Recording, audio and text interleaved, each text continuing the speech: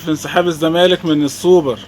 لا، ما ينفعش ننسحب. احنا لازم نبقى جامدين ونرجع في الماتش. احنا يعني عشان نغيظ الاهلي بجد، عشان نعرف نرد عليهم ونغيظهم، لازم نلعب الماتش ده.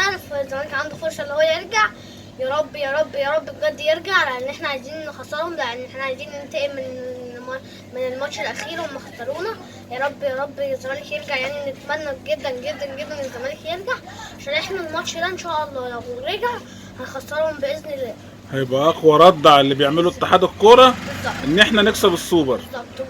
ولازم، وكل الصور اللي بتنزل واللي هم كسبوا السوبر ده، لا دي كلها في شنك. لسه الزمالك عنده فرصة كبيرة جدا اللي هو يرجع. لسه احنا لسه قدامنا فرصة، يعني اللي احنا نرجع ونلعب الماتش ونكسرهم كمان ونديهم، وهنكسب ان شاء الله. والزمالك قادم ان شاء الله باذن الله. ونرد عليهم في الملعب، بالظبط، هنرد عليهم في الملعب باذن الله اللي احنا هنرجع. وربنا ما بيرضاش بالظلم، بالظبط. عشان اللي بيعمله اتحاد الكوره ده ما يرضيش ربنا. المفروض كهربا ما يلعبش اصلا، بس ماشي ماشي. ايه يعني نقفلوا النادي يعني عشان الاهلي يتبسط ويستريح؟ حاجه مستفزه.